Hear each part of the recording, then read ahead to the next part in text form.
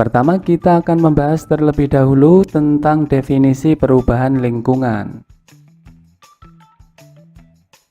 Perubahan lingkungan merupakan terganggunya keseimbangan lingkungan dikarenakan faktor alam dan faktor manusia. Lingkungan sendiri adalah segala sesuatu yang ada di sekitar makhluk hidup. Lingkungan yang seimbang memiliki daya lenting dan daya dukung yang tinggi. Daya lenting lingkungan adalah kemampuan lingkungan untuk pulih kembali pada keadaan seimbang jika mengalami perubahan atau gangguan. Sedangkan daya dukung lingkungan merupakan lingkungan dalam mendukung kehidupan berbagai makhluk hidup di dalamnya. Keseimbangan lingkungan ditentukan oleh keseimbangan antara energi yang masuk dan energi yang digunakan. Keseimbangan antara bahan makanan yang terbentuk dan bahan makanan yang digunakan, serta keseimbangan antara faktor biotik dan faktor abiotik. Perubahan lingkungan dapat menjurus pada keseimbangan atau kerusakan lingkungan. Faktor penyebab kerusakan lingkungan adalah karena faktor manusia dan faktor alam. Faktor manusia yang dapat menyebabkan kerusakan lingkungan adalah pembangunan perumahan, pembangunan jalan, pembangunan gedung perkantoran, pembangunan industri, meningkatnya alat transportasi, baik darat, laut, maupun udara, penebangan hutan, dan pencemaran darat, laut, dan udara. Kemudian faktor alam yang dapat menyebabkan kerusakan lingkungan misalnya adalah letusan gunung berapi, gempa bumi, banjir, kekeringan, angin topan, kebakaran hutan, dan perubahan iklim.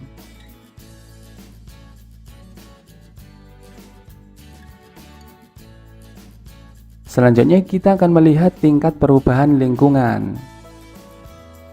Yang pertama adalah tingkat perubahan lingkungan dalam lingkup lokal, misalnya adalah pembangunan perumahan. Yang kedua adalah regional, misalnya adalah pembangunan industri di suatu kawasan. Kemudian yang ketiga adalah global, misalnya adalah efek rumah kaca.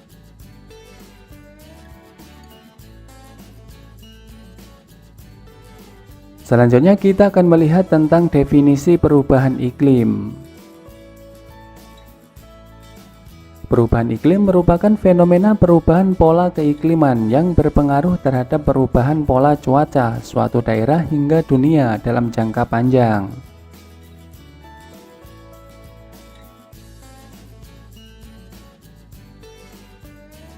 Berikutnya kita akan membahas tentang pencemaran lingkungan.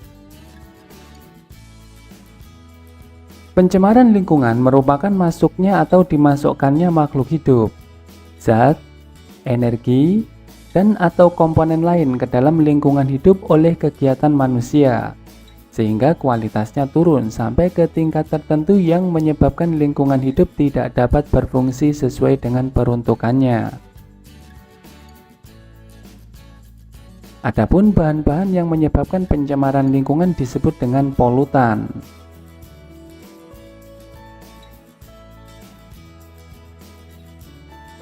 Jenis polutan dibedakan menjadi dua.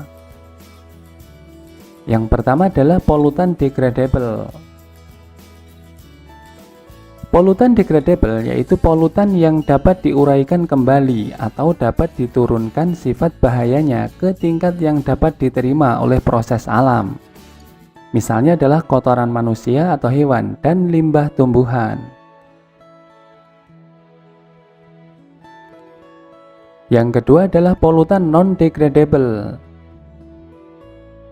Polutan non-degradable yaitu polutan yang tidak dapat diuraikan oleh kemampuan proses alam itu sendiri. Contohnya adalah timah hitam, merkuri, dan arsenik.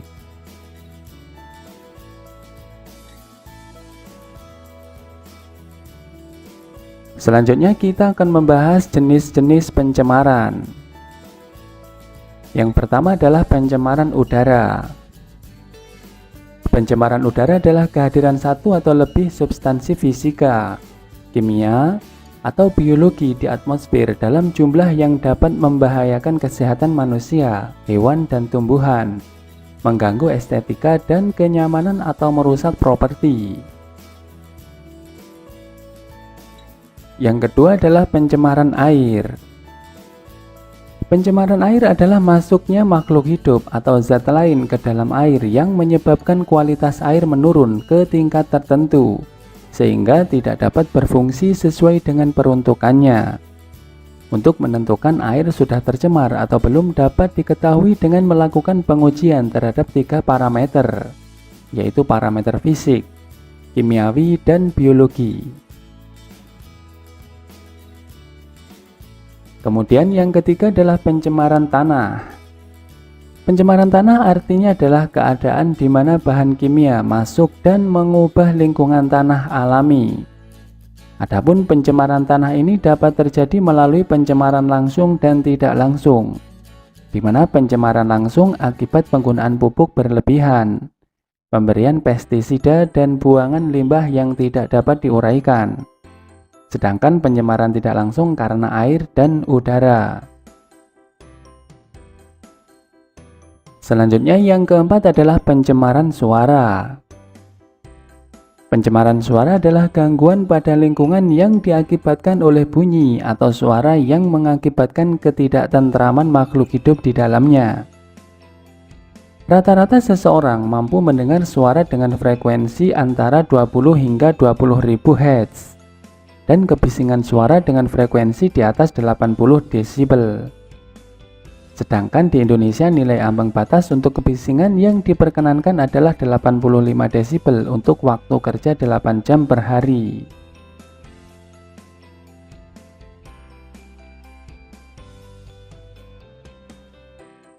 Sekarang kita akan membahas lebih detail tentang pencemaran udara. Kita akan melihat terlebih dahulu penyebab pencemaran udara. Yang pertama adalah hidrogen sulfida atau H2S. Hidrogen sulfida merupakan gas yang bersifat racun. Terdapat di kawasan gunung berapi.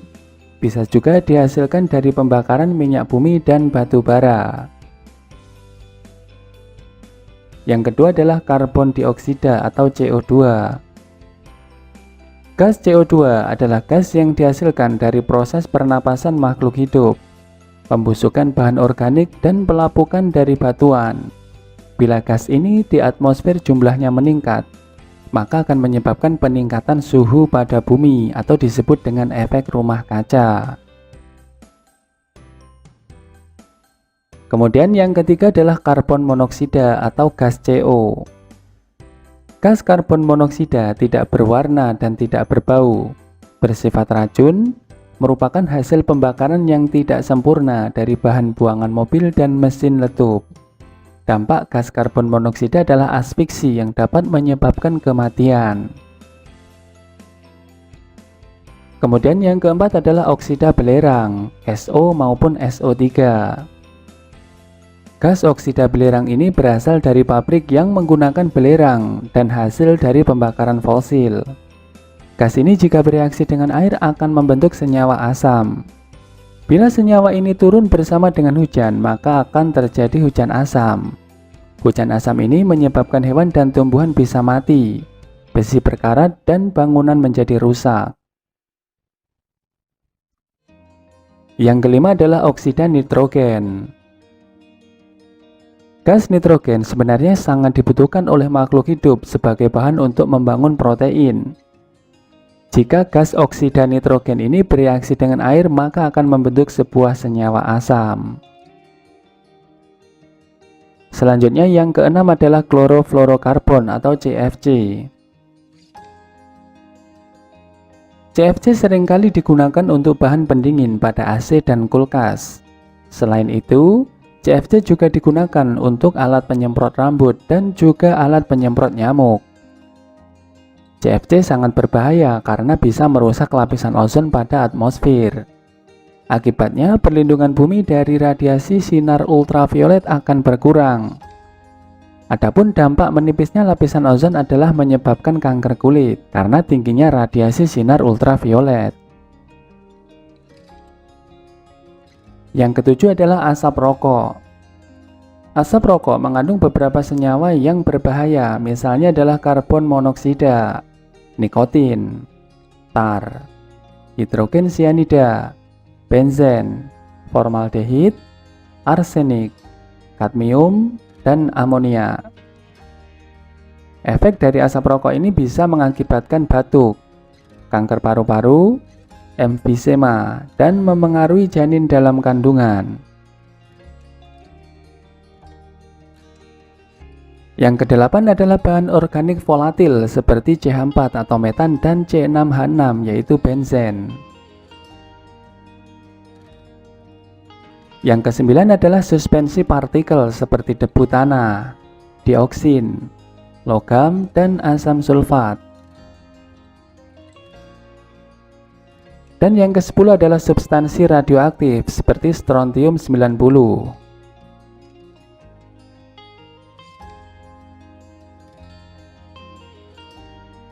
Kemudian kita akan membahas pencemaran air. Penyebab pencemaran air misalnya adalah pertama dari limbah pertanian. Misalnya adalah insektisida, herbisida, dan fungisida. Yang kedua adalah dari limbah rumah tangga. Misalnya adalah bahan organik seperti sisa makanan, bahan anorganik seperti plastik, aluminium, dan botol. Kemudian komponen biologis seperti jamur dan bakteri.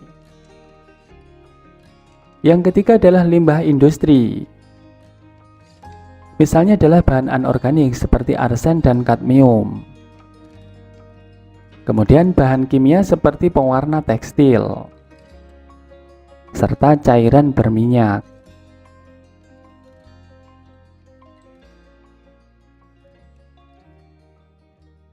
Buangan industri seperti PB, HG, ZN, dan CO dapat terakumulasi dan bersifat racun.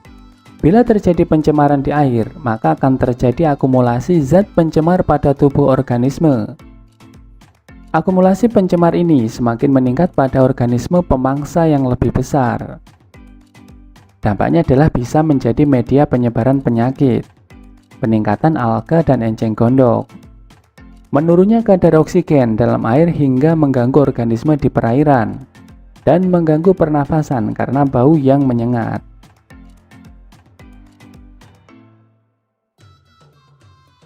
Kemudian pencemaran tanah. Adapun penyebab pencemaran tanah adalah pertama adalah bahan organik.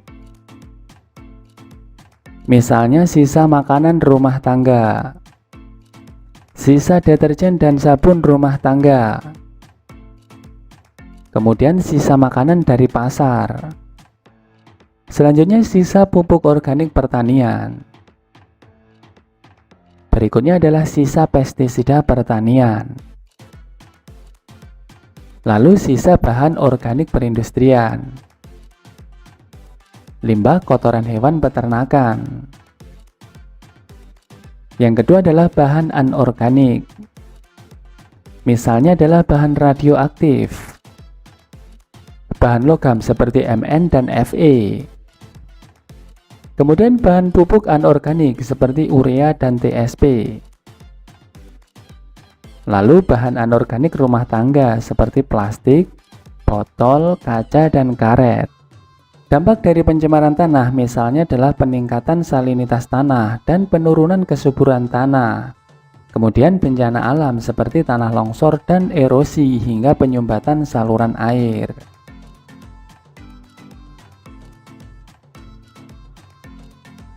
Sekarang kita akan membahas tentang pencemaran suara. Penyebab pencemaran suara adalah suara bising, misalnya adalah percakapan pelan antara 20 hingga 30 desibel. Mesin pemotong rumput antara 60 hingga 80 desibel. Lalu lintas antara 60 hingga 90 desibel. Truk antara 90 hingga 100 desibel. Kemudian kendaraan bermotor 105 desibel. Lalu pesawat terbang antara 90 hingga 120 desibel. Musik atau beat musik 120 desibel. Mesin jet 140 desibel. Dan roket 140 hingga 179 desibel. Kebisingan dapat mengganggu pendengaran manusia. Selain itu juga berefek samping terhadap keluhan di tubuh manusia seperti mual, jantung berdebar-debar, sulit tidur, naiknya tekanan darah, serta gangguan psikologis.